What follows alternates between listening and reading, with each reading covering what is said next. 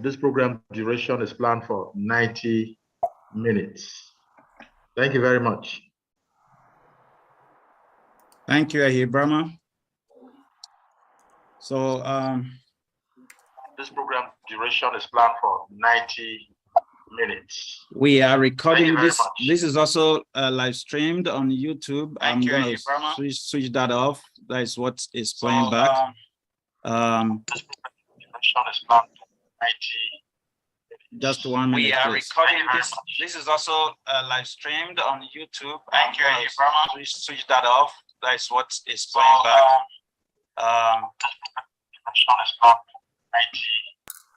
Just 1 minute. We are recording this. This is also live streamed on YouTube. Thank you, Ahibrama. Switch that off. That is what is playing back.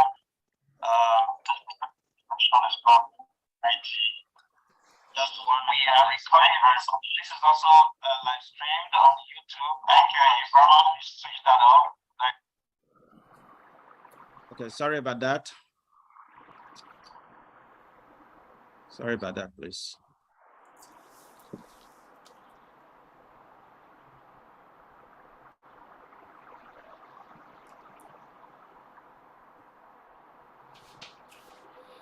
Habiba, please take this.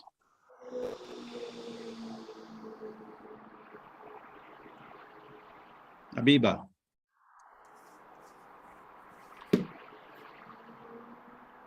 Hey, Brahma, you can invite the chair. Habiba, are you there? All right. Yes, it is my pleasure to welcome the chairman of Edo Media Connect Forum,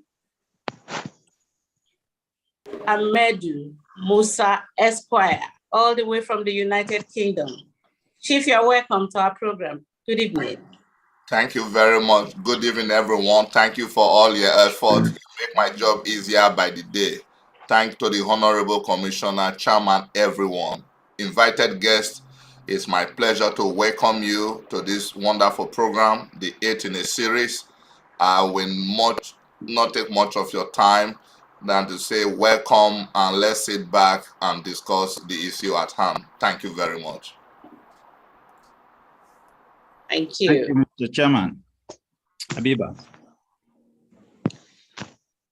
And of course, the chief convener of this webinar series is no other person than the Honorable Commissioner for Communications and Retention, JP, Honorable Andrew Enwata.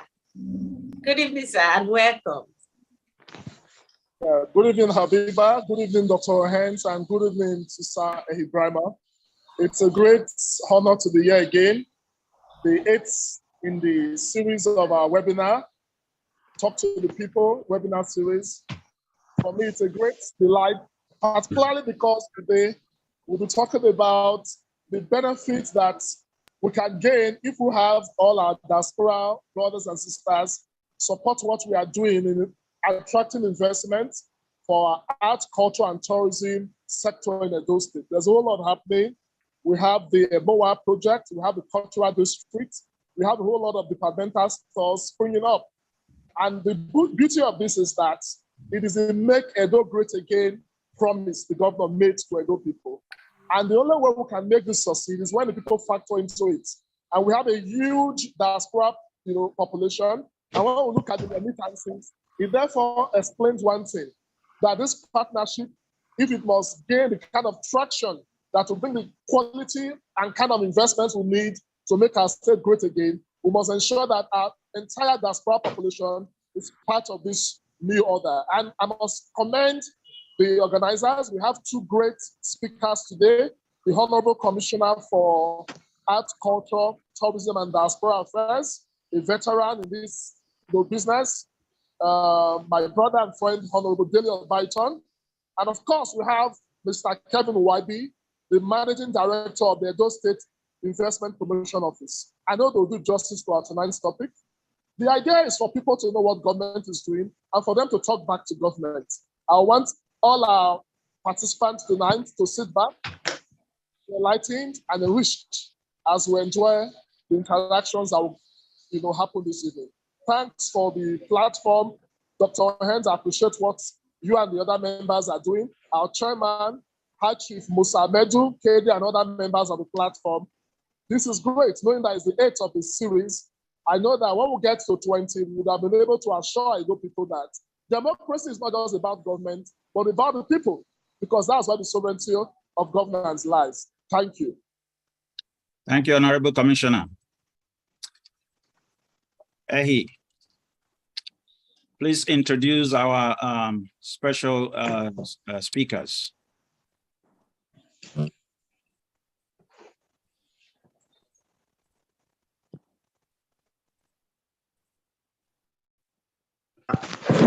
I'll make it very brief. We have 2 guest speakers this evening. We have Honorable Dele Obaitan, who is the Honorable Commissioner for Arts, Culture, and Tourism. Must fit to the job. Yes. And we also have this evening Mr. Kevin. Hold on. Waibi. Kevin is the Managing Director, Edo State Investment Promotion Office. So both of them are going to be our guests. Just to summarize that Mr. Waibi is, okay, let me take Dele. Dele was born in England, and is the son of His Royal Highness, the Ososo of Ososo, the Olososo of Ososo. He attended ICC in Benin, of course, University of Benin, and transferred to Temple University School of Pharmacy in Philadelphia, Pennsylvania, USA. He worked as a pharmacist for decades and trained as a theater actor in the United States. And of course, he taught with the theater groups across the US. Prince Obaitan is an entrepreneur and astute manager of people and resources. On that note, on behalf of, okay, let me quickly take the second one. Mr. Kevin Waibi is an alumnus of the Harvard Kennedy Executive Program and Investment Decisions and Behavioral Finance. He's also of the Blavatnik School of Government, University of Oxford.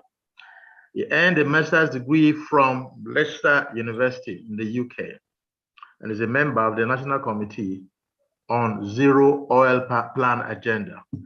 So I'd like to welcome our 2 guests to today's Talk to the People webinar series.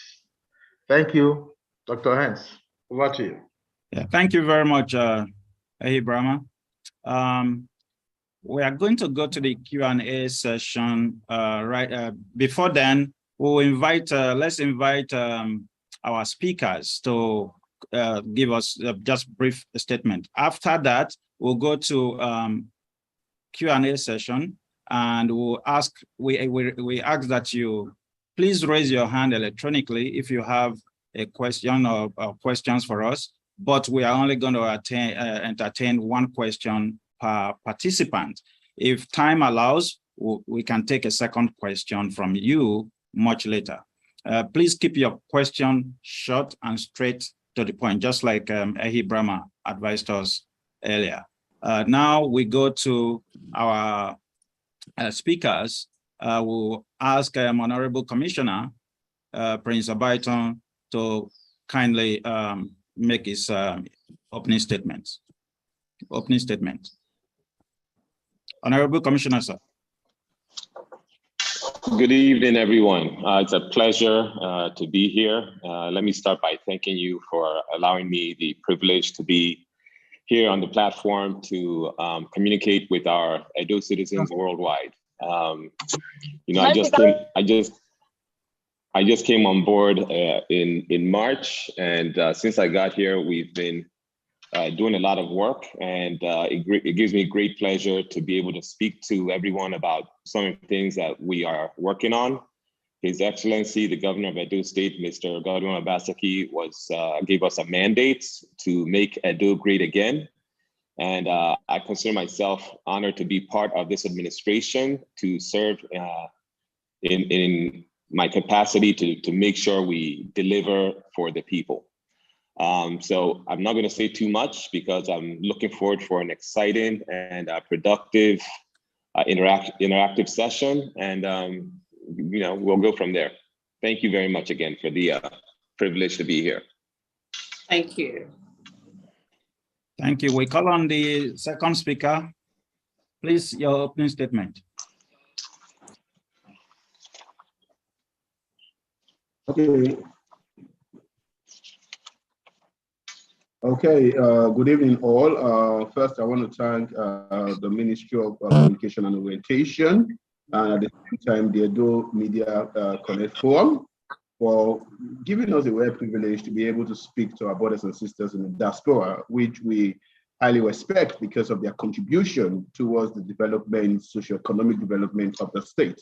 My name is Kevin Waibi. I am the Managing Director for the Edo State Investment Promotion Office, with a mandate to facilitate and ensure and attract investments into the state and ensure that any investor that is coming to Edo State have a seamless experience while locating and investing in the state. For us also, the agency was established by His Excellency, the Governor of Edo State in January 2018. There are a whole lot of activities that have been happening before then. One before now, we had the difficulty of who to talk to in government. His Excellency creating this agency has actually spurred a lot of investment into the state, and also has boosted the economic situation in the state. We're getting to hear more of what we are doing and also how we intend to partner with the diaspora. We're already doing some things with the diaspora, with some individuals, but I believe this will strengthen what we're already doing. So once again, thank you very much, and it's a pleasure to be here with you this evening. Thank you, Mr. Guest Speaker. Well, let's go straight into the Q&A session, and I will kickstart that. I have a question for the Managing Director, Kevin Waibi. I will take questions. I'll ask some questions. My co-moderators will ask some questions. Then we'll go to questions from the screen. Please all know that you can also type in your questions in the chat room. Habiba will be taking questions from the chat room. The way we're going to do it is we'll take three speakers from the three questioners from the screen and 2 from the chat room. So we're going to alternate 3 from the screen, then 2 from the chat room. Please go ahead and type in your questions. We'll definitely get to you. My first question goes to Mr. Kevin Waibi, the MD. Investment is the foundation of any strong and thriving economy.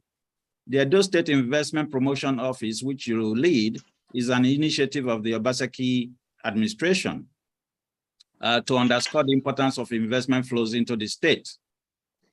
Please give us an update on your mandate, plans, and programs to drive inbound investment into Edo State and export of Edo products and services to other states and internationally.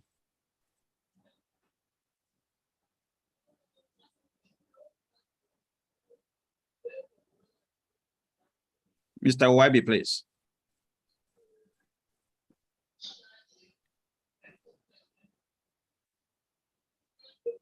Mr. Waibi? I want to believe that he's having network issues.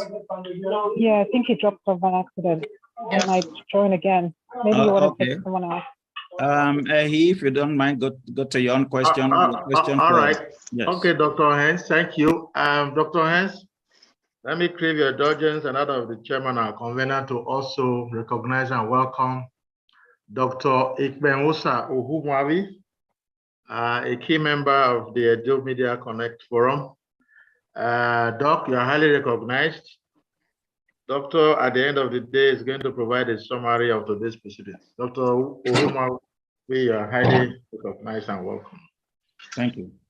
Yes. My question goes to the Honorable Commissioner, Dele Obaiton. My dear Honorable Commissioner, as governments across Africa strive to reverse the negative effects of brain drain, the need to leverage the potentials and resources of the diaspora community is increasingly attractive. Talk us through your mandate and to execute these plans and programs in partnership with the diaspora community. My Honorable Commissioner, that's for you. Okay, first of all, can you hear me clearly? Yes, we can hear you. We can hear you. Very good. Okay, very good. So when I came on board, the mandate was quite clear. And since then, the ministry has been in a bit of flux. So I will go down the list of the mandates here. Number one was to formulate and develop arts, culture, and tourism policies for the state. Number two was identifying strategies to sell Edo State as a tourist destination and promote investment in arts, culture, and tourism business by the private sector. And number three was promoting and showcasing Edo State arts and culture through national festivals. The vision was to position Edo State as a world-class tourist attraction and destination for pleasure and cultural values. The mission was making tourist sites accessible with a desirable experience for tourists through targeted arts, culture, and communication. Now, since I came on board, the ministry is in a bit of flux. As you know, it's called the Ministry of Arts, Tourism, Culture, and Diaspora Affairs. What is happening is we're setting up structures to make this process more smooth, more functional, more transparent, and to be able to execute, flawlessly. And that requires, legislation. So you may have heard recently that a bill was passed to law. It's not completely law yet because the governor has yet to sign it, but the Diasporan Agency, the Diasporan law was set up so that we have a standalone Diasporan agency, right? And we're also doing the same with the tourism, section. We're going to have a tourism agency that's standalone as well. And the reason why we are putting these structures in place is simply because if you look globally at those countries where they've had a boom in tourism, they have structures in place that are generally standard. It's a global standard, and we just were not there. So that's the direction we're moving in. And I can, I can say we're proud that this law is almost in place. And so your question, bringing investment for arts, tourism, and culture from the diaspora, it's been a bit of a challenge, simply because these structures need to be put in place first. But we are working with the diaspora. As you probably know, the diaspora remittances coming from outside into Nigeria last year was about 20 billion US dollars. Out of that, 6 billion came to Edo State. So that's nothing to sniff at. So definitely diaspora is extremely important to our success. As Honorable Andrew Awanta said earlier, we definitely want to partner with the diaspora. And I've been in talks with, our Edo citizens abroad. And one of the things that has been ringing very loud and clear is the fact that there's been a trust deficit. As far as diasporans wanting to come home to invest their money, a lot of diasporans have had challenges. They've sent money home to, let's say, invest in property, buy land, and whatever, and they lost their money. So when you look at how we're progressing, first of all, kudos to our governor for bring in Edo GIS, because I can tell you, even while I was in the US, I put in for a C of O. It was seamless. I was able to go on the Edo GIS website, download the form, print it, put the necessary information, send it by WhatsApp to a friend in Benin, who now followed up, and I sent the money, and it was done. It was done quite quickly. So there are things being put in place that will eliminate that trust deficit and give our diasporans more confidence to come back and invest in Edo states. So that's just one. Then the other huge accomplishments, again, this is not specifically coming from my ministry, but the huge accomplishment that I must recognize is Osceola power plants. I will tell you, since I've been here, going to my office every day, it's been consistent lights, and that's also huge as far as giving diasporans the motivation to come home, because as you know, one of the huge issues we have in doing business in this country is having to run generator and have pay for diesel, which recently has skyrocketed. So having Osceola power plant here in Edo states has been a big boost for the business environment. Now, specifically, let's talk to the MOA project. And it's not just a museum that we're doing. The museum is a small part of what we're trying to accomplish. Next month, end of this month or latest next month, we should break ground on the pavilion. So what we're doing is we're going to build a cultural/creative district, okay? And there are huge opportunities for investment in what is coming, from cafes to retail stores to name it, services.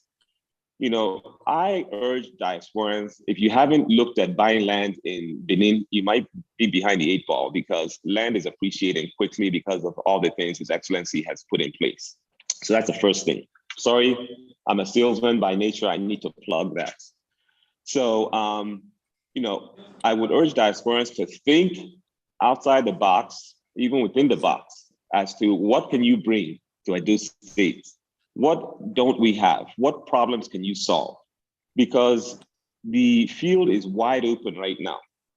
And as we build this cultural district, which is going to anchor the tourism boost that we're on, you're going to find that more and more services will be needed. From, we're going to need more accommodation, we're going to need more, restaurants, cafes, we have some of the big corporate entities already showing interest in coming to Edo State to set up shop. So I don't want to go too long, but there's a lot going on, and there's a lot of opportunities for diasporans to come on board and invest. And I'm telling you right now, you will not regret coming to invest in Edo State. And I even mentioned the Benin Mall that's coming. We're leasing spaces there right now. So there's a lot going on. Okay, so let me stop there. Thank you, Honorable Commissioner. Managing Director, we asked a question, but I think you were offline at the time. Let me go straight to the question. Please kindly give us an update on your mandate, plans, and programs to drive inbound investment into Edo State and export of our products and services to other places. Okay, thank you, Joseph. The mandate of the Edo State Investment Promotion Office is quite straightforward. We are to attract investment into the states, we are to stimulate, we are also to facilitate. At the same time, we are to work to ensure that what we call the micro, small, medium businesses are investment ready.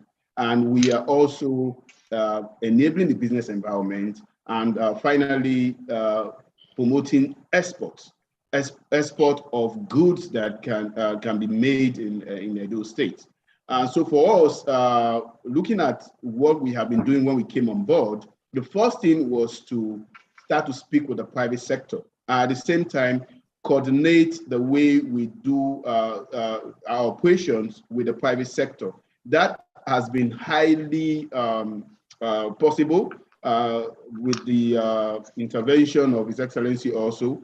We work with a lot of MDAs, what I mean, ministry, departments, and agencies, ensuring that when an investor has a need, we all work together to ensure that that need is met. Part of the things we have also been able to achieve is coming up with the investment promotion law, where it specifically states how we deal with investors. Before now, we're not having, like the Honorable Commissioner for Arts and Culture was saying, part of what we are trying to place in Edo right now is institution and structure, ensuring that there's sustainability even after this particular administration. And that has also given investors confidence to come to Edo State to want to come and invest. Also, what we are doing, we are putting in incentives that would actually attract not just foreign direct investment, but also domestic investment. And the diaspora plays a huge role in this. And this is coming up based on the conversations also we have had with the diaspora in the last 5 years, showing what they really want from us as a government and what they want to see that we do. And that is what informed the diaspora agency, which the Honorable Commissioner just mentioned. A brief insight, the law, the bill was passed by the House of Assembly last month, to be precise, 19th of July. And the bill for the agency specifically states that you would have to work with the diaspora, create a database for the diasporans, at the same time promote culture, our cultural heritage with the diasporas. And another thing is to see that there's trust. So one of the deficits we have had with the diaspora over time is trust. This agency would create that trust. We, from the investment promotion, is to ensure that when you are coming in, you have a seamless experience. And diasporans that have been keen into the investment opportunities in Edo State, I can say that I've been having a good time in that regard. Another thing we do very quickly is to resolve conflicts, or I would say inquiries or issues. If you recall last year when we were having the diaspora day that we organized with KEDE's team, there were issues that were raised in that particular webinar, and immediately the head of service took it over and worked on it. And that is exactly what we are here for, to ensure that diasporans that are coming in, businesses that are coming in, investors that are coming in, that we can look at their issues and actually resolve it for them, and ensure that there's an agency in government they can talk to, and they are not just in isolated or they are moving around. We are also creating what we call a virtual one-stop shop, where once you make your request, it goes virtually to the entire system. I can inform you that we already have an e-governance system, what we call the e-gov internally. This should be operational hopefully before the end of the year. And it's going to ensure that there's a seamless experience once you want to communicate with government or you have a request from government. I think I will stop there. Thank you. Thank you. Abiba, your question? Thank you very much, Dr. Ohens. I would like to just make a brief statement before my question, which will be directed at both the Honorable Commissioner and, of course, the Managing Director. Arts, culture, and tourism are extensive in their significations. You know, they cut across all systems and structures within and outside of Edo State. As a state deeply rooted in tradition and culture, our arts embody the richness of our history, culture, and traditions. My question is, could you just give us specific investable structures and assets producing financial instruments put in place by your MDA or in collaboration with other MDAs to attract diaspora investment in these areas? Either Dele or Kerry can answer this question. Mr. YB, do you want to take it first, and then I can piggyback on you, or do you want me to speak to this? Okay. I think my Akwedo brother should speak to me. No, I would love to. So that's a wonderful question. And to be honest with you, the major focus has been on this cultural district. And you can imagine, I don't know if you were in attendance when we had the stakeholders meeting I guess about 2 weeks or 3 weeks back. When you look at how large what we're bringing to Benin City is, the magnitude of the cultural district, you will see that there are many instruments as far as investment. I spoke to it a bit when I mentioned the pavilion that will break ground on either this month or next month. And that's just the beginning, okay? Because we're looking to start the pavilion and have it up and ready to commission within a year, all right? Now, within that whole cultural district, we're talking about there are going to be residencies, there are going to be, apartments, there's going to be retail stores. I'm a pharmacist, so boom, I'm taking drugs. But retail stores, you're going to have the service industry that, so it's wide open. I mean, we are basically starting from a clean slate and building a cultural district. And like I said, the magnitude of what we're about to put in place is kind of mind-boggling. But again, this is a credit to His Excellency, because I've said the way he has been moving, the ideas, the vision, and the mission. It's an audacious and bold goal, And so coming in and being a part of this has been eye-opening, because you can see that the will is there.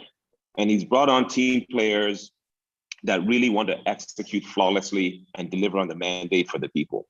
So I made mention, even like laundry services, there's anything you can think of will be needed. Car washes, okay? Detail centers, So it's left to our diasporan community to decide what are their core competencies, what are they passionate about, what do they see as problems here within Edo that they can bring solutions for, So that's really all I have to say. But let me also take this opportunity, because, this platform is reaching a lot of our diasporans, to please plead with our diasporans, okay?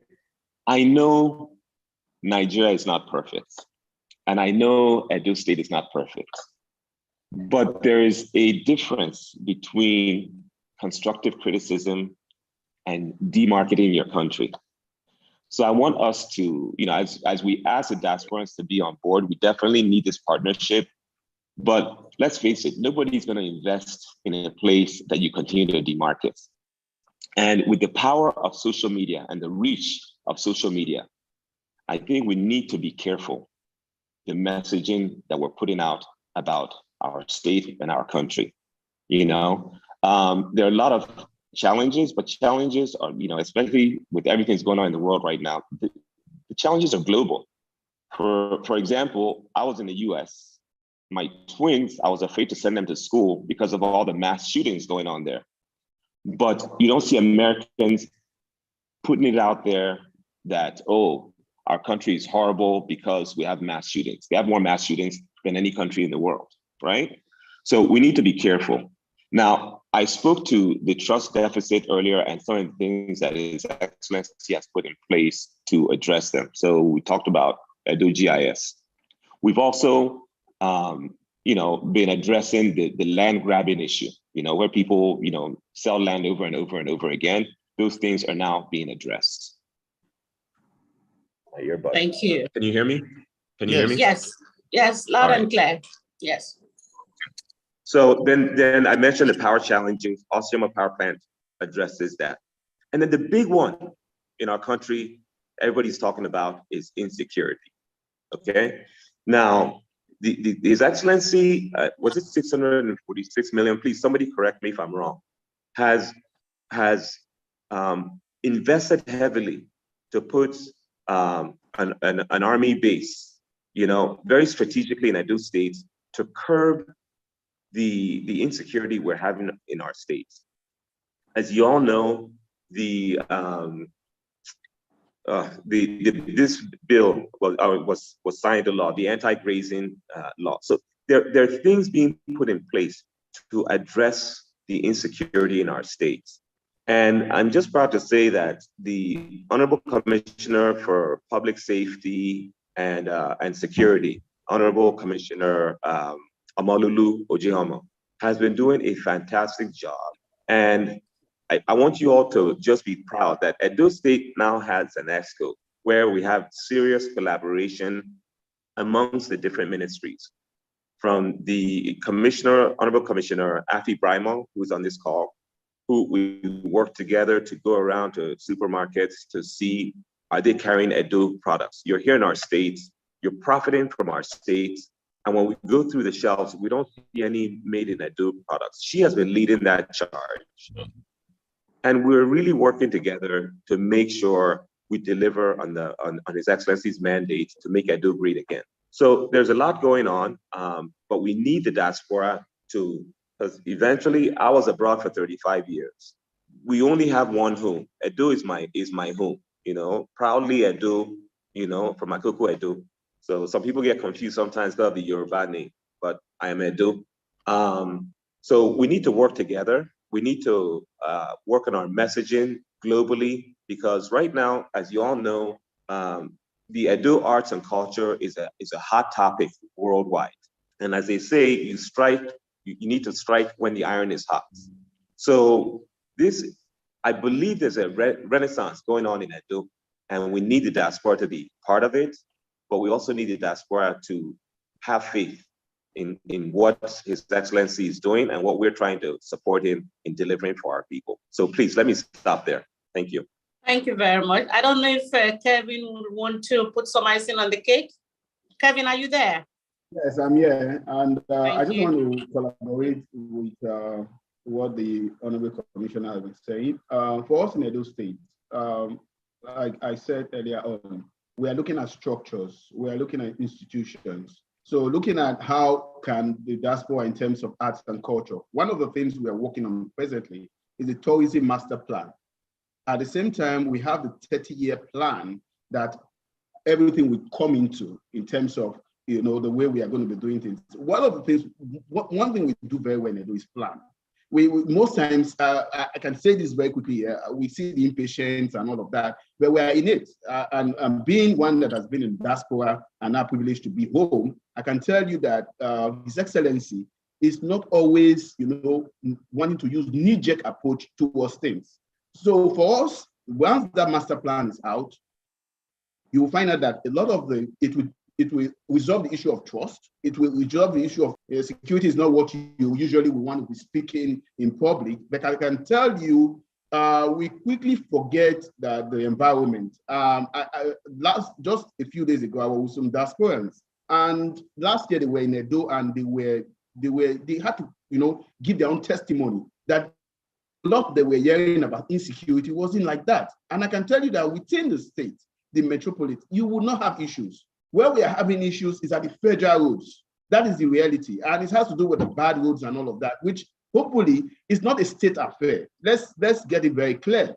And these are issues that are difficult to, handshake with the federal government, but we are doing what we need to do to also bring their attention to it.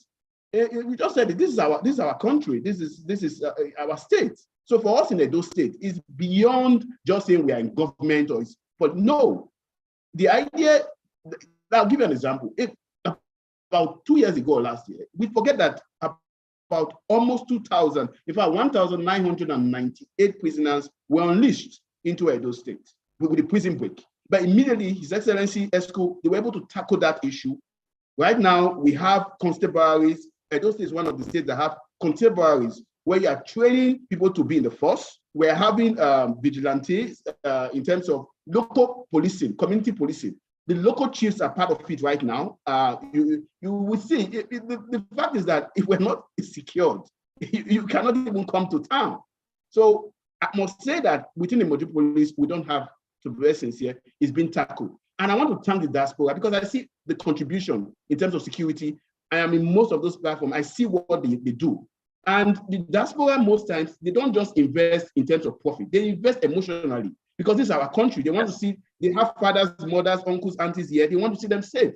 I have conversations. If I don't have conversation with diaspora, at least 20 a week. And we're talking about it, so in terms of structure, that is what is important. Going back to what you were asking, yes, the structures have been put in place. That is why you have the investment office. That's why you have the trade, industry and cooperative ministry. That's why you have the arts and culture.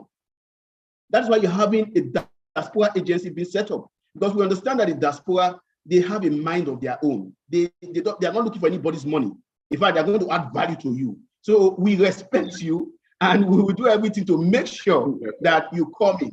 Imagine 2019, Ghana, they did the year of the homecoming in 2019, and they bought about 200 diasporans, and they are there today. In Ethiopia, they are doing the diaspora funding. In Kenya, they are doing one diaspora, one tourist, where the diasporans will come. So these are initiatives we believe. Next time you are coming home, bring your friend along. That is from Oklahoma, that is from Germany, that is, just bring them, bring one person along. Those are the kind of structures we want to start to see. Let them come and see where you were, your ancestral home, and let them know that we are not the kind of people they are looking at. There's a lot of misinformation around. I can tell you that. Being in diaspora, I can tell you there's a lot of misinformation. Most of the things you see on social media is not as they seem. If not, maybe, I don't know. I think I will stop there. So we are putting structures in place. And please, let me just put this here. We also welcome suggestions, proposals from the diaspora, because we are doing this together. It's not an affair of Kelvin. It's not an affair of His Excellency. It's an affair of Edo people. Thank you. Thank you very much, Mr. YB. I would call on High Chief Musa Amedu to ask his question. Then I will go to Titus Olokere, then LC Esosa. After those three have asked their questions, we'll take some questions from the chat room. Hey, Brahma, please be prepared to ask those questions from the chat room. High Chief Amedu. Thank you very much, Dr. Ohens. I'm grateful. First, I must say a very big thank you to H.C. Dele Obaita and MD Kevin YB. They have holistically spoken the mind of the diaspora. And kudos to H.C. Dele Obaita. Is a diaspora, he speaks the diaspora language, and I'm convinced because the Honorable Commissioner for Communication has spoken a lot about him and is actually exhibiting those traits in him. MD Kevin, you wonderfully doing well, but I will restrict my conversation not to inconvenience others so that they can ask you other good questions. And my question is this. Is it okay, Dele Obaita, if you give us a sense of the key potentials you have in your ministry, like art, culture, and tourism in Edo State, extended that to the highlights of the investment opportunity available to the diaspora people. MD Kevin, you are included in this question, please. Thank you. Okay, well, number one, thank you for that question, because that question brings up subject matter that I'm passionate about. So everybody knows me to be a pharmacist, right? So I was in the pharmaceutical industry. I owned pharmacies for almost 30 years. And then, and then I got this assignment. What a lot of people don't know about me is that I'm a trained theater actor, dancer, singer. So that's where my passion has always been.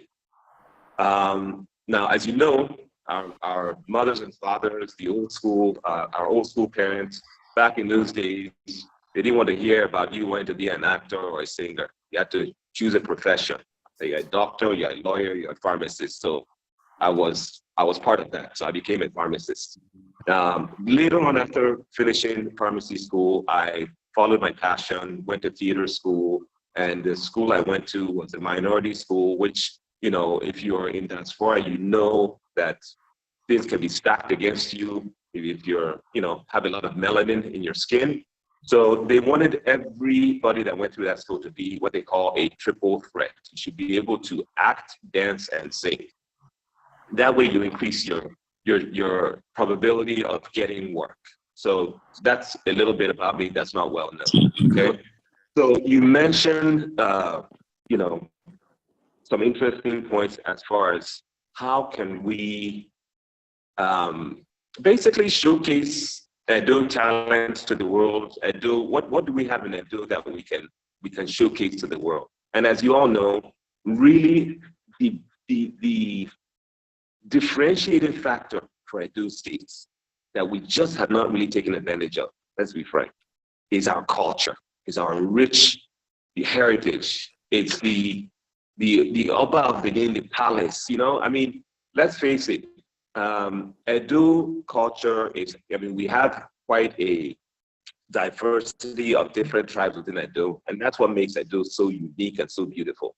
And, you know, you have to think about, number one, the location geographically of Edo states. If you're going from the north and you need to go to the south, you must come through Edo. If you're going from I mean, we're just centrally located. So from a strategic standpoint, Edo really should be the hub of tourism. But then let's go back to our rich culture that we really haven't done much with, right? So, and I'm going to be very transparent. Just like Mr. YB, I've been talking to a lot of diasporans, and they've been calling, we've been discussing things we can do in Edo State to really showcase our culture, our heritage, our art, our cuisine to the world. So some of the things that you know came from these discussions, one of my seniors from ICC, from ICC, he brought up doing the Festac, bringing Festac home. We know that the Festac mask that was used in 1977 came from Edo. And I just thought that was a fantastic idea, though almost a scary goal to say we're going to execute. I embraced it, and about 2 weeks ago, I was at a stakeholders meeting for the national festival that will be hosted in Lagos, and I put on record that Edo would love to host Festac 2024. We need to bring the Queen Idia head home, all right? So that's an idea that came from a diaspora that I'm trying to, you know, somehow execute on. Another idea that came from Dr. Wilson Orionu. We were at Univen together. He was in med school, I was in pharmacy school. And he reached out to me, and he's a marathon runner. So he runs, you know, marathon runners, it's almost like a cult. They know themselves, they run, you know, Boston Marathon, New York Marathon, Lagos Marathon, any city that's worth its salt has a marathon. And so we're talking about Benin City. Why can't we have our own marathon? And so it's something that we're looking into. And the interesting thing about doing the Benin City Marathon, because my vision of doing the marathon is we can do the 26.2 mile routing to connect all our cultural sites so that as the runners are running, you have the drone flying over, you have the chaser and lead cars with the runners. As they're getting to a cultural site, they're basically talking about the significance. And it can end at maybe the Oba's Palace, have a party at Ring Road afterwards. But in my head, I'm seeing these things where we can showcase, you know, the Benin Kingdom to the world. So that's another idea that came from a diasporan. That's Dr. Wilson Orionu, a UK-based physician. So the diasporans are very important. I was there, so I know my passion that I had. I mean, I was missing Benin so much sometimes. I would go on YouTube to look for any footage of what's going on in Benin. And to that effect, when I came and you know, resumed the position here, one of the first things that we did was get our website up. functioning. That way we can showcase Edo culture to the world. But we also launched a YouTube channel. See, these are things that we haven't been doing. We haven't been using technology optimally to showcase Edo to the world. We have a lot of Edo talent. Most of the film houses in Hollywood are run by Edolites.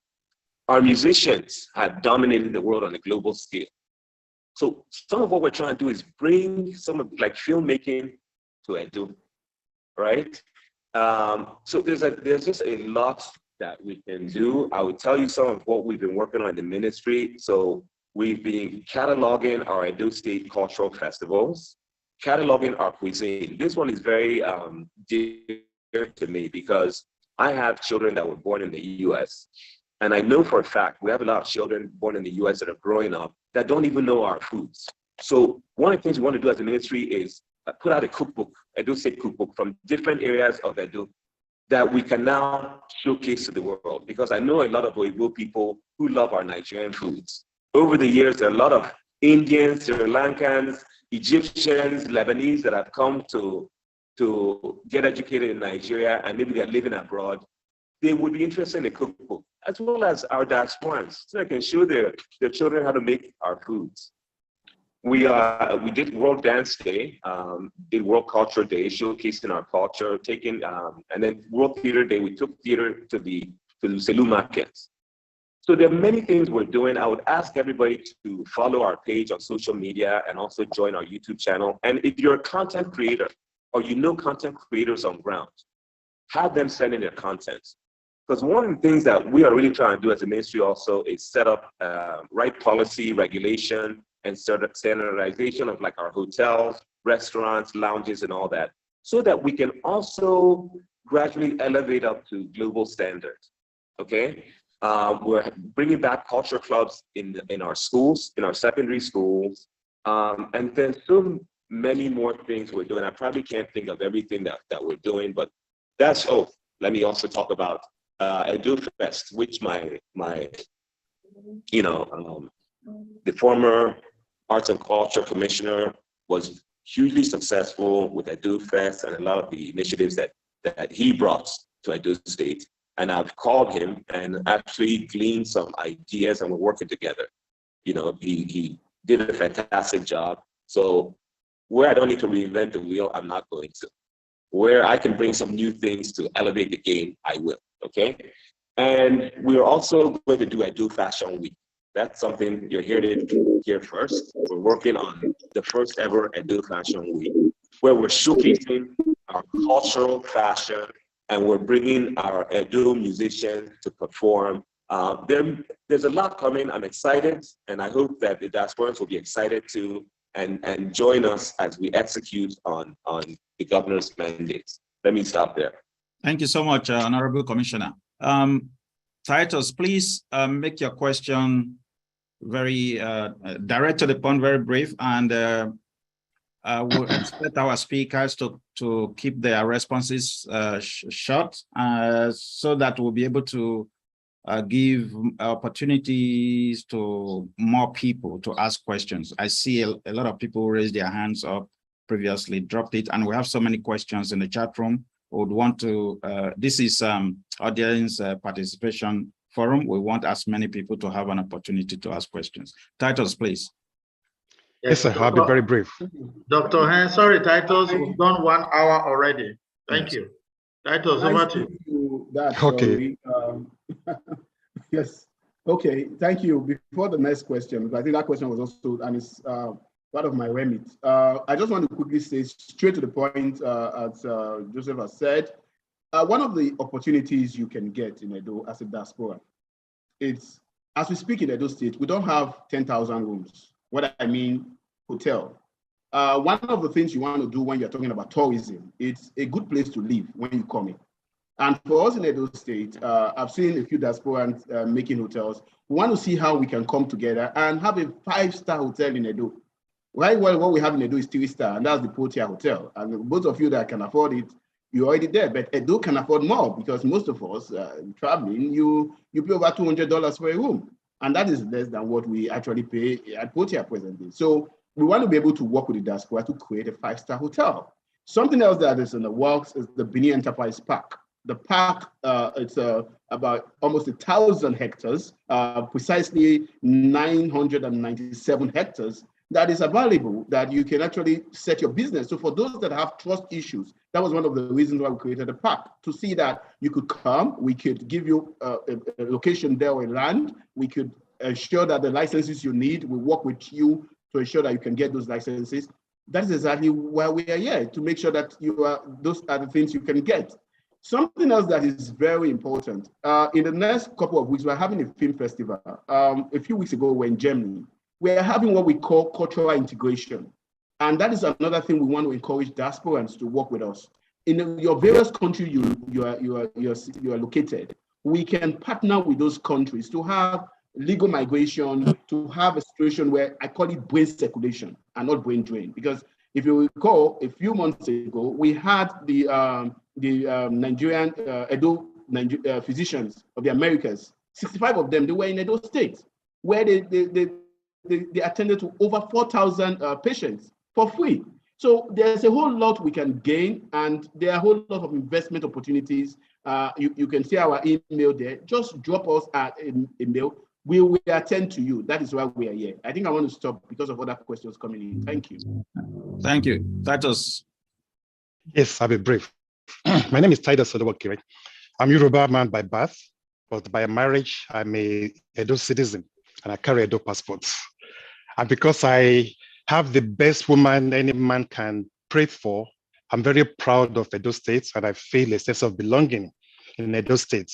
And hence my question, which seems to be more in the territory of Mr. Dele Obayeton.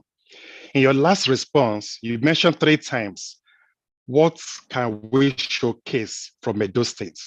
My concern and question is, Edo women seem to have a reputation in Italy, and the statistics show a lot of them are from Benin in particular. So my question is, what is Edo State government to correct this perception of Edo women? How can the reputation be improved so we can showcase the culture and heritage that's truly ours? That's a great question. Let me walk back a little bit. So when I got this appointment, one of the first things I wanted to do is actually, dispassionately go online and look up. I Googled Edo culture, and to your point, prostitution came up, Yahoo came up, cultism came up. So your question is quite valid. Now, prior to His Excellency coming on board, I'll be honest with you all, and maybe I'm being a bit too transparent, but nobody wanted to discuss this issue of illegal migration and a lot of our young ladies going to Italy to engage in prostitution. I'll even go further to say, even some parents were promoting it. I can tell you for a fact that some what do they call them, madams came to Ososo, where my dad is the Oba there, and they came to recruit girls, and their parents were very happy. Now, they may have been misinformed or lied to, that they were going to take these girls for school and training and this and that. But the bottom line is, when my dad got involved, knowing what's been happening, they were even upset with my dad that he's taking away opportunities from their daughters. That after all, they've seen other girls go, and within some months, they build houses for their parents. So it's a real issue. And to His Excellency's credit, he saw this as a problem and he addressed it. He tackled it head on. Okay, so he's been working with the Italian government to bring back some of these young ladies who, in essence, were enslaved, because when they take them there, they seize their passports. Or the strategy is to tell them that they have to work to pay off the money that was used to take them abroad and pay off the processing fees. So in essence, these young ladies are held in captivity and forced to service men. And the governor saw this as a real problem and worked with the Italian government to bring back, rehabilitate some of these young ladies and really clamp down on this illegal migration that was, supplying these young ladies for prostitution. And, the governor has been commended by the Italian government. As Mr. Waibi pointed out, when we were in Italy, we also looked at where we could have cross-cultural exchange and an avenue towards legal migration for our Edo youth. Part of that was setting up a school. It's going to be part of the, I think, Benin Technical College. They want to set up a training program where our youth can learn skills that after a year, they can legally migrate to Germany and do their remaining 2 years and be absorbed into some of the biggest and best companies within Italy. Within Germany.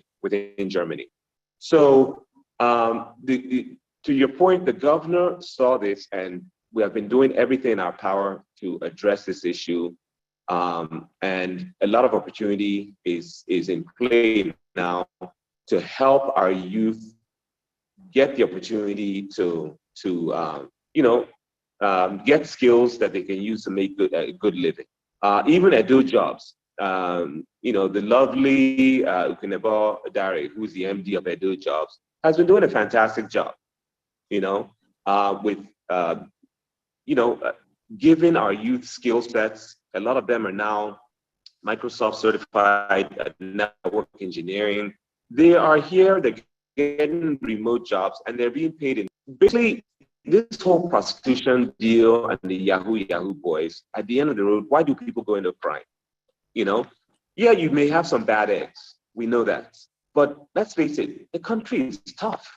On a global scale, we just went through a pandemic, and now we have the Russia-Ukraine war, which, driven up energy prices, driven up food prices. It's a tough time to be in Nigeria. But despite that, there's still some good things going. We're working on some things that will give opportunity to our youth. And I always say this: once you put money in a man's pocket or in a woman's pocket and in their bank accounts, the motivation to commit crime decreases significantly. I think we can all agree on that. The other thing is that my ministry, because His Excellency has given us that mandate to write policy and, have guidelines, have standards for the tourism ecosystem. One of the things that I'm sensitive to, having, being a business owner myself and having owned businesses over the years, is that we don't want to bring out policies that won't be business friendly. We're going around lounges, restaurants, or hotels. What are we giving back to those businesses? What are we doing for them that justifies us going to collect assessments? Because I'll tell you, as a business owner, if somebody is sitting in their office writing policy and you don't even know what I do, you don't know what my challenges are, I personally think that's unfair. And that's why I've called for stakeholders meetings and a feedback loop, so I know what's going on with our businesses. Because I don't want to be that person that brings out policies that are so burdensome that it puts our businesses out of business. So these are all the things that we're doing. I mean, going back to your question around prostitution, we are addressing it, and it's a holistic approach. It's not just saying, we're going to crack down on them or this and that. We're providing an opportunity that will, in essence, take the wind out of the sails of criminality. So thank you so much, Honorable Commissioner. Ehi Brahma, please, let's quickly take some questions from the chat room. There are so many questions in the chat room. Yes, and Dr. Hens, just to appeal to our guest speakers, if they can maybe spend, yes, it's good to explain but I think maybe shorter time so that we can take a lot of questions in the chat room. But I want to quickly recognize some of our guests, participants. I see Ernest and Raphael from Atlanta. I see Izebua, Patience Izebua, you're all welcome, and Victor Tigre. Thank you for joining us. Now, I have two questions I will quickly take now from the chat room. The first one is from Henry Okosu. He's talking about security. Thanks to the organizers, Honorable Commissioner. My question is about security. Security concerns is a major issue that frightens diasporans from visiting Edo State. How can you reassure Edo people in the diaspora of their safety when they come, and that of other visitors and tourists? That's number one. Yes, that has been addressed. That has been addressed by. Let me take the second one. It says the tourist destinations that have been successful. This one is from Charles Odion. Have been the ones that involve the citizens in ownership and running of the tourism assets, like in Dubai. In other locations where the ownership is not local, as you have in Egypt and Tanzania, there is no development impact on the people. How do you intend to create an inclusive tourism agenda? So that's from Charles Okosun. I don't know, maybe you want me to add one more? One more, yes. Okay. Let me just add one more here. Okay. This one is from Isaac Aimuri. It says the Benin Cultural District will be a game changer for the state as it promises to serve as the biggest, a little bit long. Well, I think it's talking about the Benin Cultural District, and Honorable Commissioner, I think the question should tie more with the Edo Museum for West Africa. I mean, what are the developments and what are the plans? We'd like to know more about that museum, Edo Museum for West African Arts. And I think that's basically what this question is all about. Thank you. Okay. I'll just, I know we're the Honorable Commissioners limited for time. The network, but just quickly, the network is poor. The gentleman that mentioned security. Hello. Oh, sorry. Can you hear me now? Can you hear me? Hello. Slightly better. Okay. All right. So basically, I don't want to belittle the insecurity we're having in the country, okay? But, anywhere in the world, you have to know where you can go and where you can't go. Like, I won't go to Chicago West Side after a certain time, and I'm not a small guy, right? So, I'm asking diasporans, you can come home. Edo State is relatively safe. I brought in an Igbo artist. We left Lagos at 5:30 p.m. due to some issues with immigration and drove to Ososo. We drove from Lagos, and this is no security, no convoy, no bodyguards. Me and this Igbo guy drove at 5:30. We got to Ososo at 2:30 a.m. and he went up on stage and performed with my brothers. They did a collaboration song together. Okay, come to our social media page or YouTube page. You can see his name. He goes by stage name Legit. So I move up and down. Again, you have to use common sense. But don't be flashy. Don't be nobody's gonna bother you. Okay. Now to the other question regarding carrying the locals along in this tourism project we're doing. Sometimes, like even Dubai, because you mentioned Dubai, sometimes the locals are left out of everything. And this is where sometimes, if you think outside the box, this could be an opportunity for diaspora okay? I'm not saying that we're going to leave people behind. We want to carry everyone along. Even as I'm here now, we've created a YouTube channel, and I've literally I'm begging people to bring their content because I can advertise their, be it fashion, be it cuisine, be it their restaurant. I said, send your, even if it's a little commercial you do with your iPhone, send it to me so I can upload it so that people will know you exist. We're trying to boost your business. It's one of those things I talked about. What value am I bringing to our business people in Edo that can showcase their goods to the world? I have some young men and that I would be so close for me. I go on Facebook, I wear it, and I tag their business name. And this young man just got orders from friends of mine in the US. These are things that are real. My wife modeled for him dresses. He sold 5 of those dresses very quickly at $300 a month. I mean, sorry, $300 each. $300 each for a dress that he made, right? 5 of them, that's $1,500. So we just are not optimally using technology, and we need to do that. But to that point, there was something I watched the other day.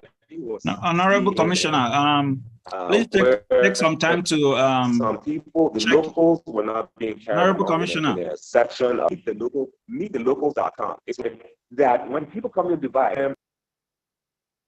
Honorable Commissioner, please take some time to just take a time to look at your signal and join us when it's a little better. Mr. YB, I'll go to the next questioner on the screen, and you would take that question.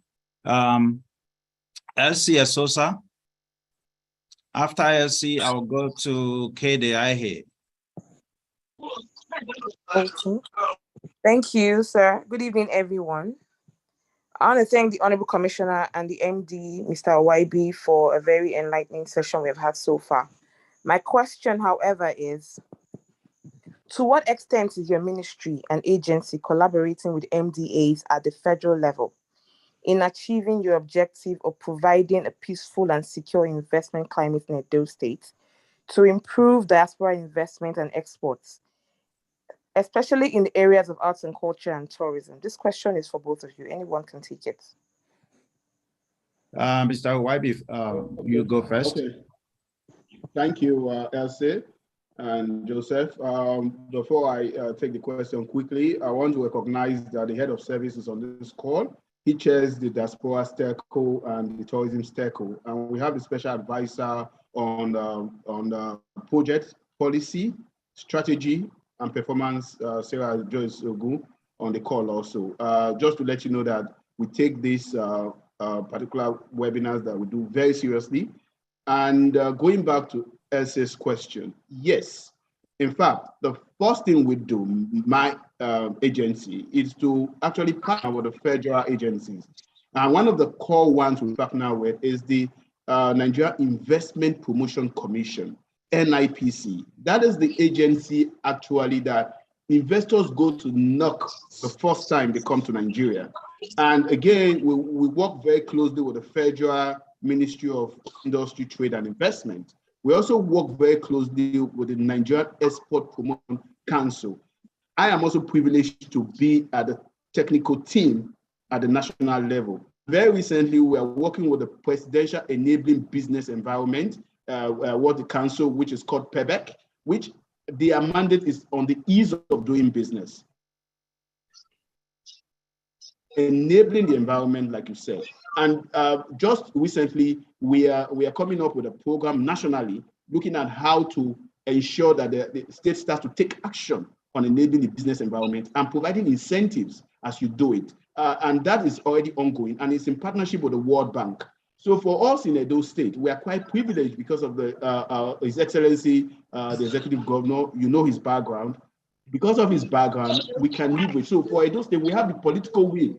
So it's not just talking about it. It's about actually been able to act it, and he's supporting it also. So for us, we don't have any issue in terms of partnering right now with the federal government, because most of the incentives you will get, for example, for businesses, let me just mention one of it. For example, if you're in business, let's say you're starting business newly, the pioneer status, you would have to get it from the Nigeria Investment Promotion Commission. And we have previously supported businesses to ensure that they can get that status, which gives them some level of tax holidays. Also in Edo, we are also having incentives right now for businesses. You would have heard of our infrastructure credit incentive we are giving to investors that are coming in. So we have several ones. In a couple of, in fact, in a week from now, we are also having conversations with the private sector on the kind of incentives that they want to have from government and that will boost their business.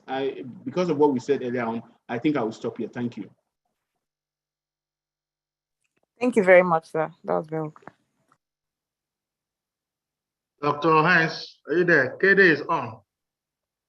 Okay, good evening. I hope you can hear me. I've been listening very carefully, but whilst driving, so I couldn't comment. We can hear you, KD. Go on. Okay, so I'm parked now and sitting and enjoying my garden. It's a lot has been said by both gentlemen, and I don't think I want to really rehash what they've said. There's so many questions and solutions. So for mine, it's a very brief comment. I would say this: if you are going to deal with the diaspora, especially in the UK, let me speak for where I know, you're better off contacting High Chief Musa. And I tell you this, not because he's a friend or a Leland colleague. If you're talking about database of all Edo people, that's the place to go to. Any other place, you're wasting your time. As for the cultural city, I'm aware that a lot of positive developments have come through. So aside from the groundbreaking thing that's going to be done, I don't know when, maybe the commissioner can touch on some of the positive results that have come up. And if he doesn't know, I'll give him a heads up, which is, I know that some excavation has been done.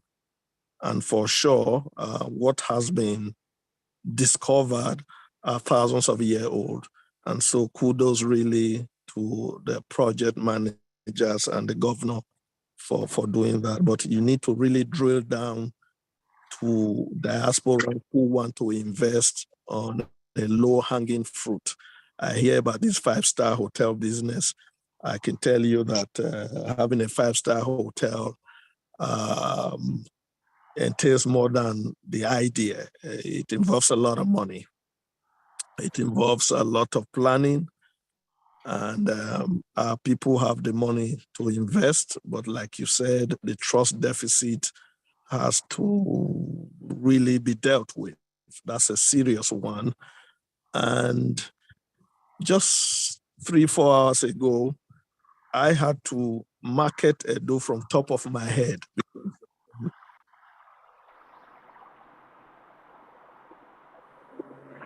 Tomorrow to Nigeria. And it was very interesting that her daughters, they're mixed race, her daughters were able to go on Google and get stuff about Lagos. Now, when it came to Benin, they struggled. And so I had to say, okay, you know what? This is where and where and where and where. I'm from top of my head, actually, to say this is where you need to go. Now, I do have them, but there's no website. So if you have a website that is functional and effective, these are the places that you can actually say, you know what? If you're going to Edo, for example, you need to go to XYZ. If you're going to Edo Central, you need to go to, is it Ilushi? And that will shock many people on this call. Many don't even know where Ilushi is. It's southeast. From Ilushi, you can see Anambra State. It's by the boundary of the River Niger. And so you cross by boat, and they produce a lot of yam. These are years of research and stuff. So there's so many things that's been said, but they need to be collated and put digitally in one place. There's no point in us going about Edo has a lot to offer. And if I were to sell Edo, we'll be here for another 2 weeks. It's my place. And I think the governor is doing well. And I seriously think that the diasporans genuinely want to invest at home. So I'll stop at that. Thank you. Thank you. Nice one. Nice one. Nice one. Dr. Haynes, are you there? Yes. Let me quickly acknowledge a few of our participants. Sorry that we're unable to acknowledge everyone. Please don't be offended. But I want to acknowledge Professor J.C. Ogbe, who joined us right from the beginning of this session. Barrister Ahis Ogbeide, Mr. Alan Osegale, Sir Pascal Isele, Godwin Aswelime, Honorable Commissioner for Agriculture and Food Security, Stephen Idehere, and all other members of the Edo State Cabinet that are here.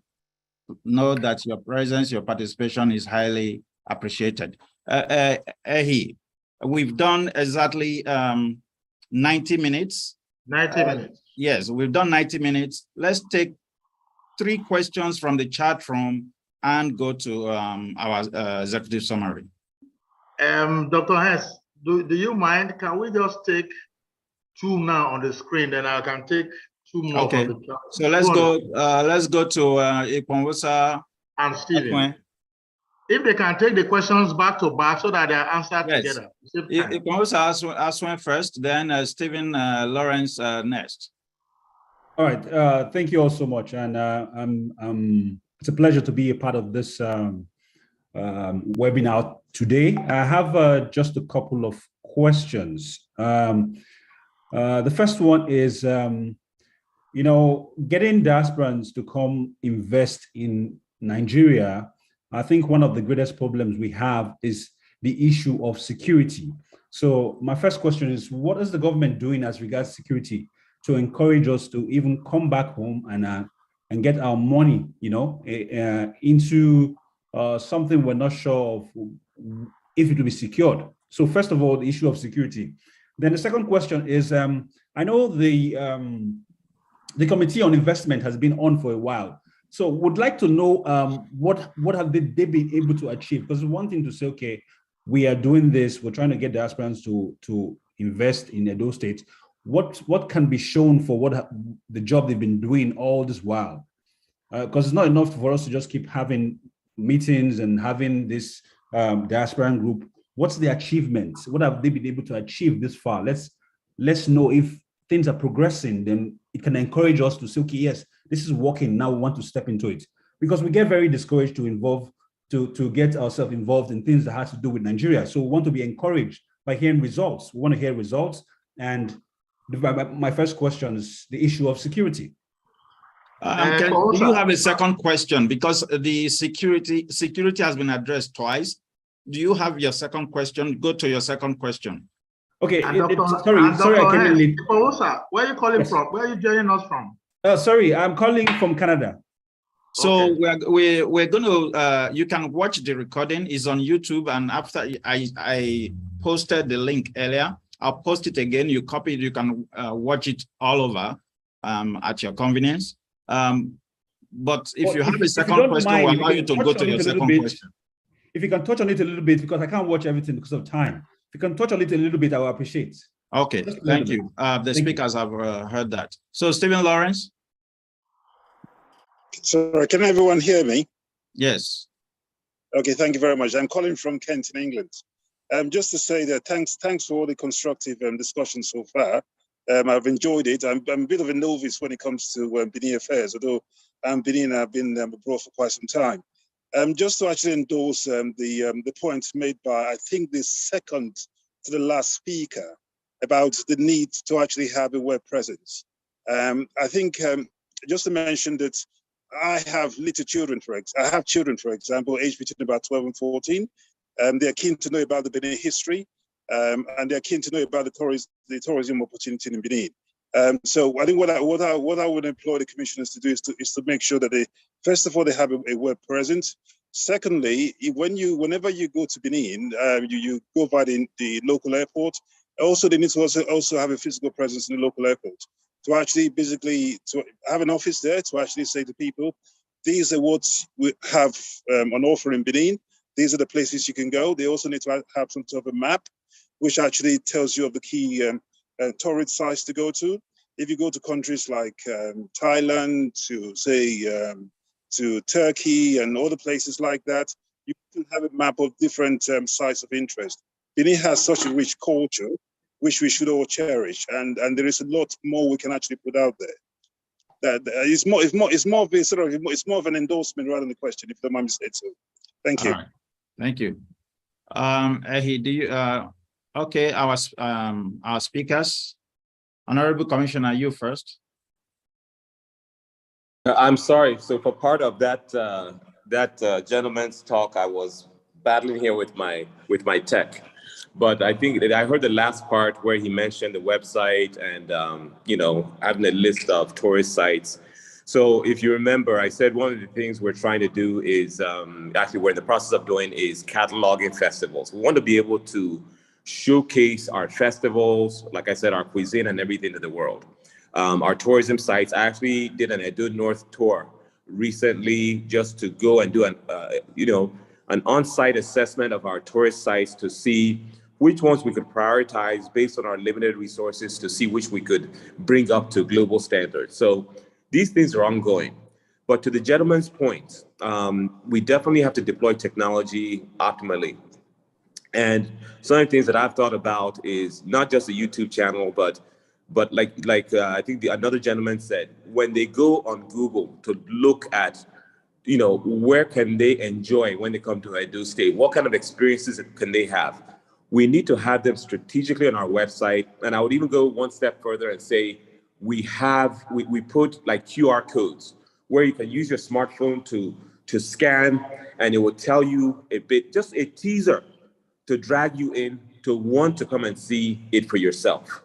So these are some of the things that I'm putting, in place. I'm planning, and it's just a matter of, how quickly we can get this done, because it's not just about speed of execution, but we need to have it done properly. It has to be done right. So I hope I answered that, because I didn't hear his whole statement. Thank you. Thank you. Thank you. So, Mr. YB. Okay, can you hear me? Yes. Okay, thank you very much. First and foremost, I would want to go to Ipamosa's question. Ipamosa, it's been a while. Ipamosa and myself, we actually went to school, secondary school, Lumen Christi Secondary School in Uromi. And so I can understand his concern. He has been away for a long time, so he may not understand the developments we are having presently.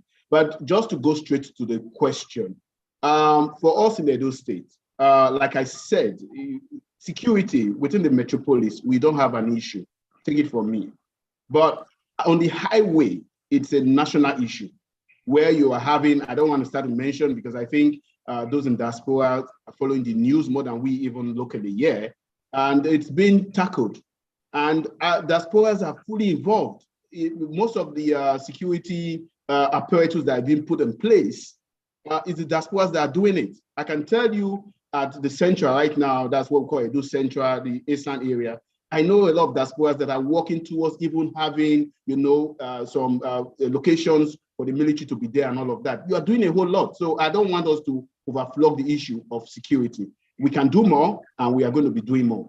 On the issue of looking at the achievements in Edo State, first and foremost, His Excellency creating the Edo State Investment Promotion Office is already a huge achievement. And you can go see what has been happening. Because before now, we couldn't even talk to businesses. I remember the first meeting we had with the businesses. And let me go back to what the Honorable Commissioner was talking about. If you don't understand the businesses, what are you offering them? And that is exactly why we are engaging the businesses. Now, because of investors' confidentiality, I cannot start to tell you certain investments that have been coming into Edo State, because right here also we have investors that are watching us. I can tell you that if you go, we are having huge investments. So I can tell you the area sectors we're having huge investors coming in. We're having huge investors coming into the agricultural sector at the moment, specifically oil palm, which we are known in Edo State. We have huge investment also coming into the manufacturing sector. We have huge investment coming into the mining sector. We have a lot of investors right now interested. Particularly right now, we have investors interested in renewable energy and power. In fact, just only 2 days ago, I was discussing with one of the first 5 investors, domestic investors, talking about having, Edo State, locating in Edo State. Maybe most of us don't understand that Edo State is one of the states that has the huge gas onshore deposits. And if you remember right now, or recall the issues with Ukraine and the Russia war, we are looking at coming to get gas right now in Nigeria. Edo State is also one of those states that are being looked upon to be able to provide such services. So I want to say that a whole lot is being done. What we are looking from the diaspora and the conversations, I just mentioned hospitality, where we believe that the diaspora can play a huge role in terms of giving investment and bringing in investment.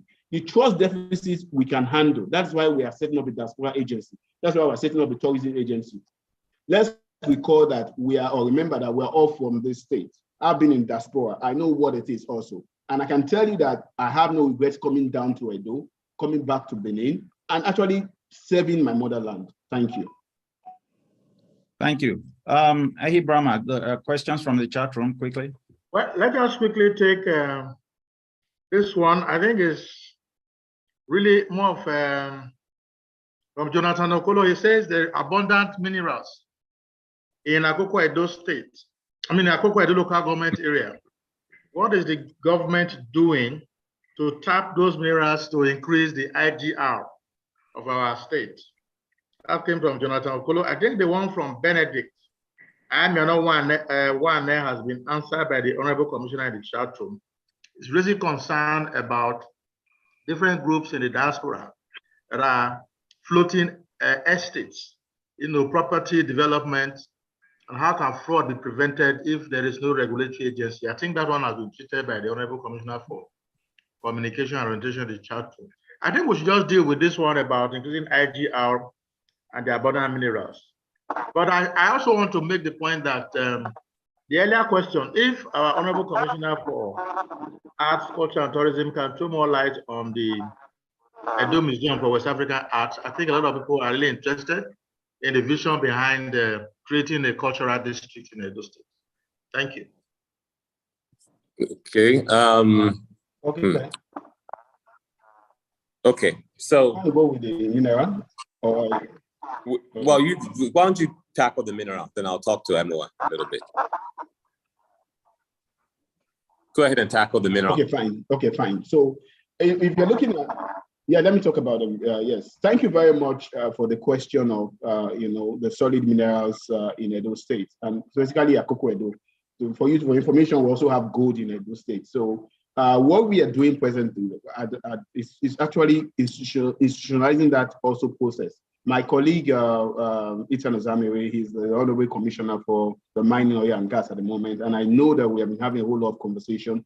During the time of COVID, we came up with a plan for, working on the minerals in the Edo State. And one of the things we're looking at is actually organizing what we call the artisanal miners and building capacity. So part of the, what I call the technical colleges we're looking at also is to see that those technical colleges, they build capacity in that area in terms of mining. And we're also working with several mining organizations right now. The Miners Association of Nigeria also is very much involved in this.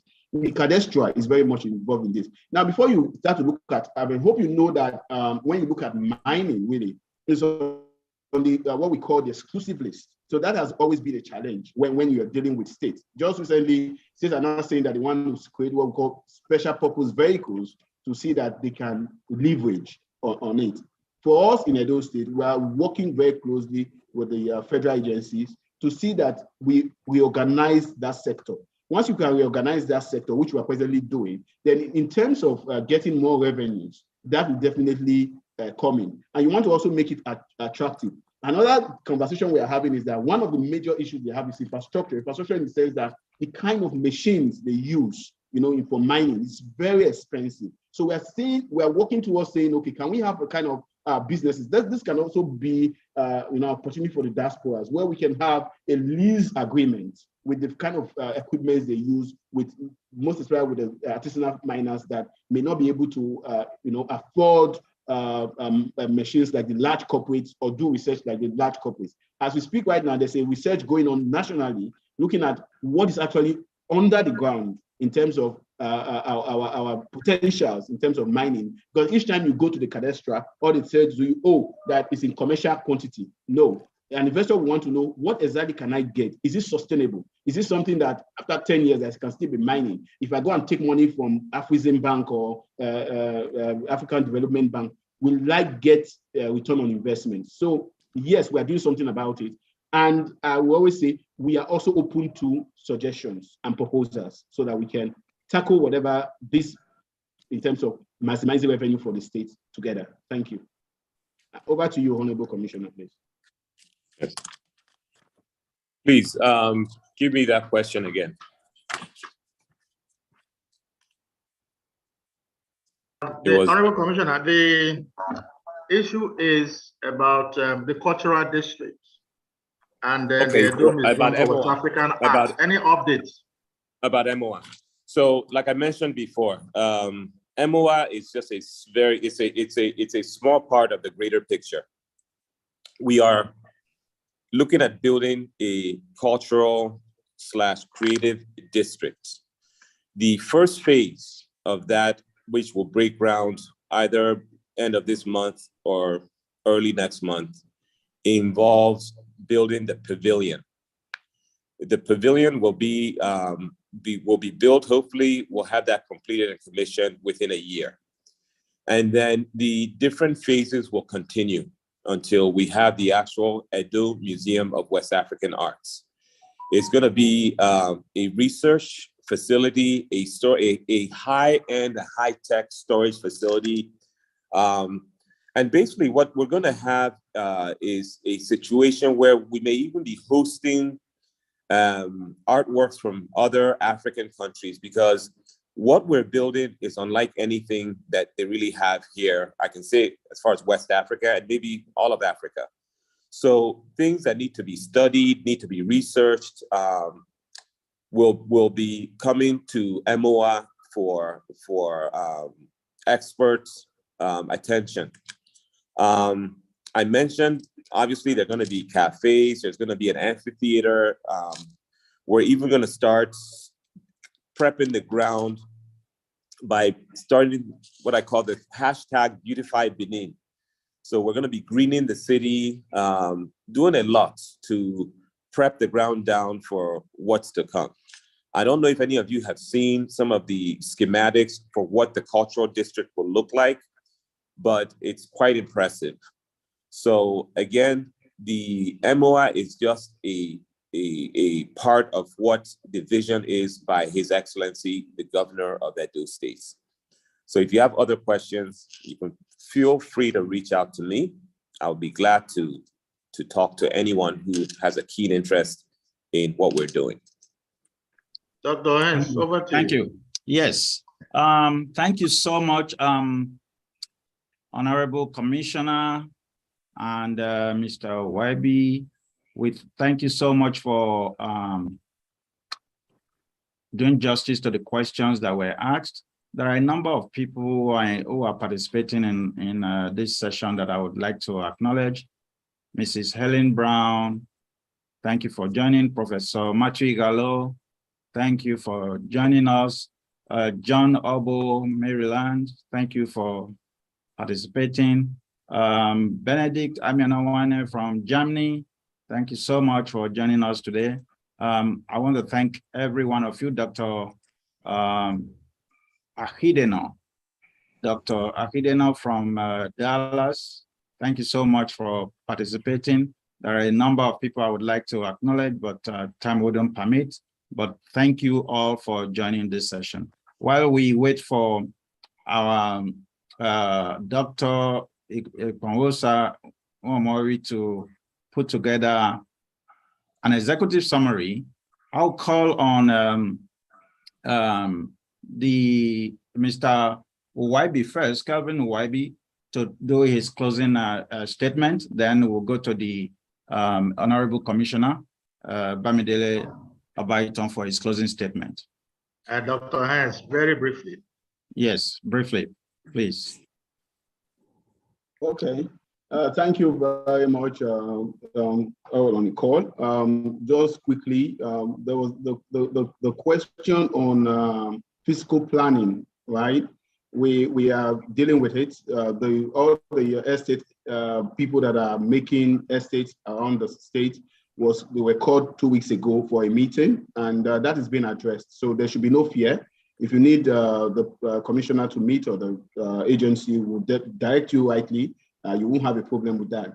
On my closing statement, I just want to once again thank the organizers of this particular webinar. I want to also say to my diaspora brothers and sisters that we appreciate you. We know what you're doing.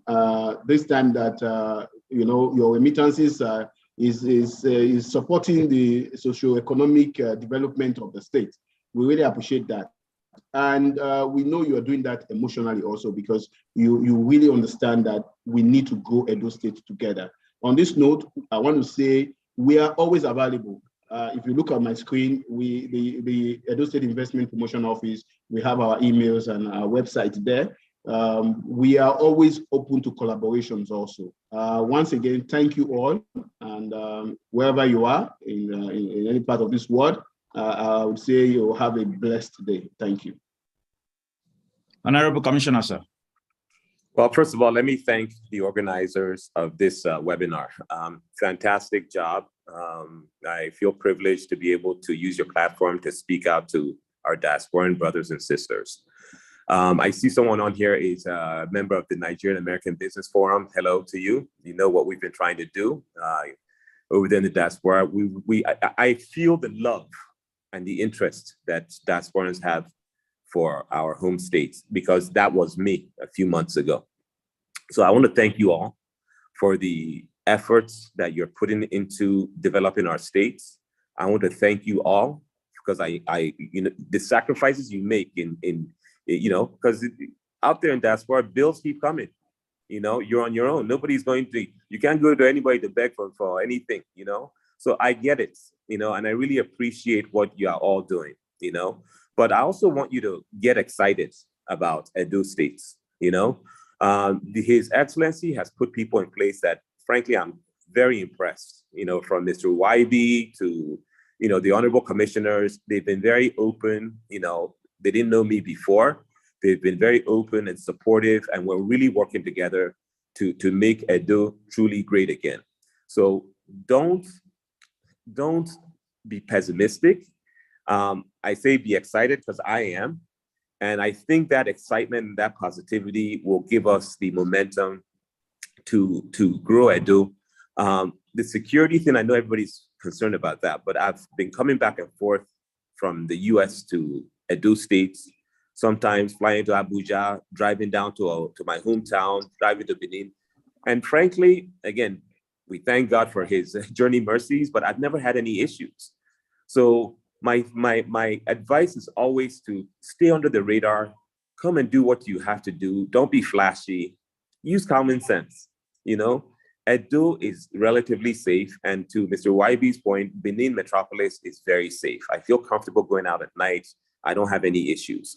So, and I did mention that the governor made a huge investment to put an army base in a very strategic location that will curb any kind of kidnapping or any kind of robbery, any of those things. So again, that's along a federal government road. I mean, I will say, and I may take some heat for this, the federal government roads that like Benin Auchi to up to Lokoja, it's in an atrocious state. And so as a result of that, overloaded tippers and lorries have now gone off and killed the secondary roads. And something really needs to be done about it, But, With that being said, I'd like to be positive and end on a positive note. Edo State is undergoing a renaissance, and His Excellency is leading the charge. And we will have the Edo of our dreams if we all join hands and move forward together. So with that, I thank you once again, and wherever you are, have a great day, have a good evening, good morning. Thank you, Honorable Commissioner. Before we go to Dr. Uomori, I want to quickly acknowledge two of our friends joining us from the UK, Dr. Andrew Agun and Dr. Henry Okosun. I want to also acknowledge Dr. Chris Oriaki from Oregon, joining us from Oregon. Thank you so much. There are so many of you who joined us that we couldn't acknowledge. Please bear with us. Is Abiba ready? Abiba, please, let's get Dr. Uomori to do the executive summary. Okay, I want to believe that the doctor is ready for the executive summary, but just before I call him on board, I want to say I've really had a wonderful time. Even though today's edition of our program was male dominated, I don't know where our women are. Just one lady came to ask questions, but I want to make them know that we cannot drive investment without the women. And of course, we cannot have culture without the women, and tourism definitely will not happen without the women. So on that note, I would like to bring on board Dr. Uomori to give us the executive summary. Doctor, good evening, and you're welcome. Yes, thank you very much, Madam. I just want to say a big thank you to our guests, our speakers tonight. I think it's been an insightful event. This has been an insightful series that chronicles the fundamentals of investment and how they relate to arts, culture, and tourism. The Honorable Commissioner for Communication and Orientation thanked the speakers and highlighted the downstride achieved by the governor in opening up the shopping district in Edo State. The Honorable Commissioner for Arts, Culture, and Tourism, Dele Obaitan, highlighted the mandate of his ministry to include policy formulation, strategy to sell Edo as a culture, arts, and tourism destination, then the capacity to showcase Edo State as a world-class destination and make tourism a desirable experience. He indicated that when things were a bit in flux, and he had been working on this problems in the following the following steps, or adopting the following steps. First, he set out to look at the structures that were on ground and indicated his interest to develop a new structure by proposing a legislation to create tourism agency, which is now in process. Secondly, he leveraged the existing structure by working closely with GIS and Osiomo Power Plant to ensure that the systems are working appropriately and feeding into his ministry and departments and agencies. In the area of design of projects, he looked at the idea of the EMUWA project, and he's been championing that alongside the cost structure to provide opportunity for diaspora investment. Hence, all diaspora are called upon to invest, bring their skills, content, businesses to support the cultural district. Also on security, he addressed the question of safety measures that have been put in place for investments and for protection of tourists. For instance, the anti-grazing law and the citation of army base within Edo State to safeguard the security of lives and property within the state are some of the initiatives to boost investment and tourist confidence. Also on the issue of cultural image of our Edo girls in Italy, he addressed this by highlighting the strides taken by the government to set up skills acquisition centers to encourage legal migration, skilled legal migration. Now, having said this, he highlighted plans he's made and he has been working on as he moves forward. This includes the proposal for Festac to be hosted in Benin City in 2024, proposal for Benin Marathon, setting up a YouTube channel, bring filmmaking into Edo State, cataloging our festivals, our cuisine, standardizing our hotels, bring back cultural clubs in schools, and Edo Fashion Week. On the other hand, the managing director of the investment promotion office, Kelvin Waibi, also chronicled his mandate succinctly by highlighting the following. One, attracting investment, stimulating investment, facilitating bound investment, enable investment and partnership, then promote exports. Upon assuming office, he stated that he had to take several steps. First of all, building the structures.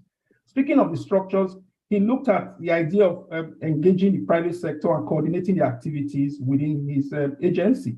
Secondly, he coordinated the MDAs as well to support those initiatives. Thirdly, he enacted the investment promotion law. Then he brought about an idea for incentives to attract investment. These structures, of course, included the idea of the passage of the diaspora bill. Step 2, having developed those structures, he now looked at the idea of resolving pre-existing conflict and dispute within the sector itself by addressing concerns that have been raised by prospective investors. The agency is also creating a virtual one-stop shop to ensure that investors, both home and abroad, have access. Now, in step 4, which is driving the structure, he indicated here that there has been a development of a 30-year master plan that is currently ongoing.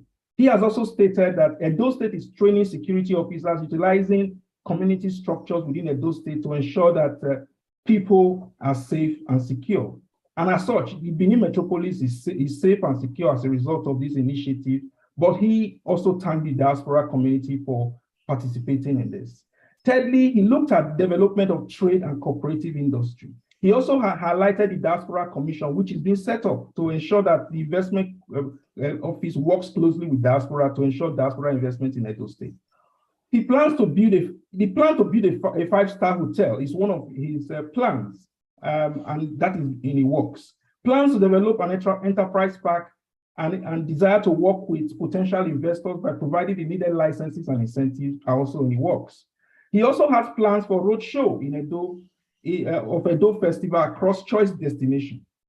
The agency has also partnered with the federal government and World Bank to support development of friendly business environment in Edo State.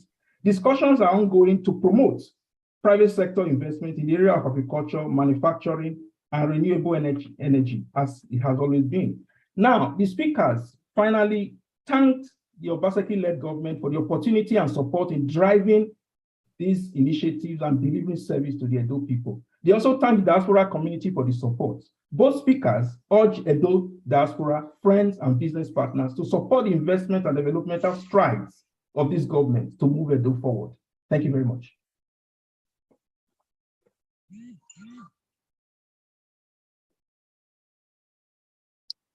Thank you, Dr. Ikwamosa. Dr. Mwamari. Ahibrama, please. Okay, thank you, Dr. Hans, and I thank you, Dr. Ikwamosa, for the executive summary. At this time, I want to invite our Honorable Commissioner for Communication and Orientation, Adaze Awanta JP, to give us his final words by way of thanking everyone. Honorable Commissioner. Yeah, thank you, my dear moderators. I want to quickly observe a very important official protocol.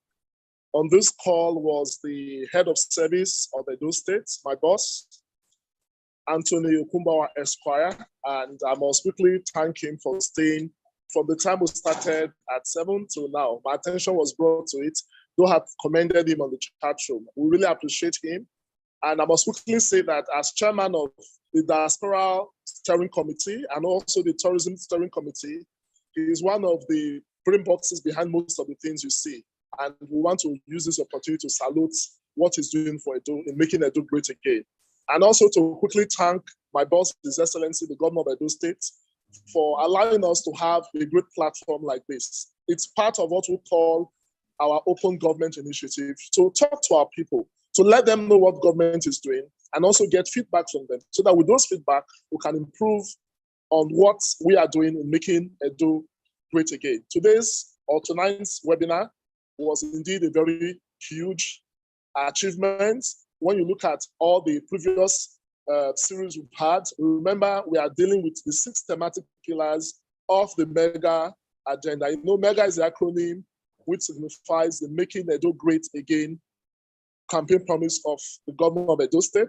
It's a social contract, and it is not something that ties the governor to fulfilling his mandate, but this government, which I'm part of, And towards that end, we've endeavored as a platform with the support of the Edo Media Connect Forum in bringing out areas where people can interact with those in government. And that is why we always create a team. We started with the economic revolution, which is the first pillar. And today's topic is tied to 3 variables of the 6th pillar, which is arts, culture, and tourism. And I'm glad that having completed this season, the next will be the Ember period, which will start in September. So we are going to start all over by going back to the economic revolution pillar. And I think by then we'll be able to bring on board the MD of Edo Jobs and our Honorable Commissioner, who is also on this call, I must commend her, Honorable Afi Brahma, the Honorable Commissioner for Industry, Trade, and Cooperative. So we expect her to be our guest to tell us what government is doing in the economic revolution, pillar of the mega agenda. And also, I must quickly thank the Edo Media Connect Forum, the chairman, High Chief Musa Amedu, our moderators this evening, Dr. Joseph Ohens, Sir Harry Brahma, and my sister Abiba Oyerikwa for a very brilliant job you are doing. And our guests, we are very grateful to the both of them. Honorable Dela Obaiton, you did very well in trying to give us a sense of what we are doing with the cultural district and the component of the cultural district, which is the Edo Museum of West African Art, and the potentials it holds for our local economy and our tourism sector. And we have always said this, that without our diaspora population, we are nothing. Because when you look at the remittances, as the Honorable Commissioner for Art, Culture, and Tourism noted, 6 billion out of the 20 billion that came in last year was from Edo people in diaspora. And that's why we don't take this for granted. And we know in the days ahead, the governor will be signing the Edo State Diaspora Agency. And that is the only way of thanking our diaspora population that we want to see more of their investments. It's a new partnership. And moving forward, we expect a greater role from our diaspora population, which my dear friends, Dele and the MD of the Edo State Investment Promotion Office, my brother and friend, Mr. Kevin Wabi, one of our guests today, is part of. Most grateful to all our participants. Thank you for staying because we have done 2 hours. We expect you to come on board next month as we take a new dive into the Ember season. Thank you for joining us tonight. Have a beautiful night rest. And for those of you on the other part of the world, have a great day ahead. Thank you. Thank you so much, Honorable Commissioner. The Edo Media Connect Forum and our webinar series is done monthly, though we've missed 1 or 2 months. We'll look forward to the next, the 9th series. So, and we'll be the 9th session, and we'll be looking forward to seeing all of you attend. We appreciate your participation, and I will ask Ahi Brahma, who is going to moderate the 9th session, to talk about that. Thank you, Dr. Hens. I want to also use this opportunity to thank all the members of the Edo Media Connect Forum, headed by our dear High Chief, Mr. Amedu, Esquire. We are planning definitely, as one session is ending, work starts on the next session. And as the Honorable Commissioner said, we are looking forward to the Ember season and going back to the revolution, the investment pillar, as he put it. Now, what is important here is that this program is for all Edo citizens, both at home and abroad. I see a lot of participants from Germany, from the UK, from Canada, from the US. I think that's the spirit. We need more people to participate. And please, if you were a participant today, let us share the link to at least 10 people. And if you belong to a group of Edo people, even those who are not Edo people, who want to invest in Edo State, let them come and know more about our state. They could be interested in investing in our state. Edo State has a lot of potentials. So we want to thank you one more time on behalf of the Edo Media Connect Forum and of course our convener, the Honorable Commissioner for Communication and Orientation, to specially invite everyone again, and please come with at least 10 friends or family members when we announce the next one, next for September. Thank you very much. On that note, I want to say it's been a long 2.5 hours. Thank you very much. Thank you and God bless. Bye-bye. Thank you. Bye.